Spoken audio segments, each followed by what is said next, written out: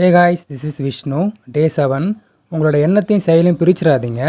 இப்போது நீங்கள் பெஸ்ட்டாக வரணும் அப்படின்னு உங்களுக்கு பிலீஃபே இல்லாமல் நீங்கள் ஒரு ஆக்ஷன் எடுக்கிறீங்க அப்படின்னா உங்களுக்கு போதுமான ரிசல்ட் கிடைக்க போகிறதில்ல. அதே போல் நீங்கள் பெஸ்ட்டாக வரணும்னு பிலீவ் பண்ணிட்டீங்க, பட் ஆக்ஷன் சரியாக எடுக்கலனாலும் போதுமான ரிசல்ட் கிடைக்க போகிறதில்ல. உங்களோட தாட்டும் ஆக்ஷனும் ஒன்று சேரும்போது உங்களோட லைஃப்பில் ஒரு அலைன்மெண்ட் க்ரியேட் ஆகுது.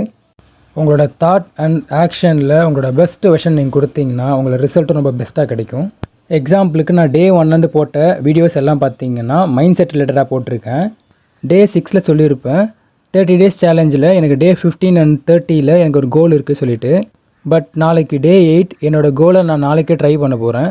பிகாஸ் என்னோடய அலைன்மெண்ட் ரொம்ப ஸ்ட்ராங்காக இருக்குது, என்னோடய பிலீஃப் என்னோடய ஆக்ஷன் ரெண்டுமே ஸ்ட்ராங்காக இருக்குது, நான் ப்ராசஸ் கரெக்டாக போயிருக்கு.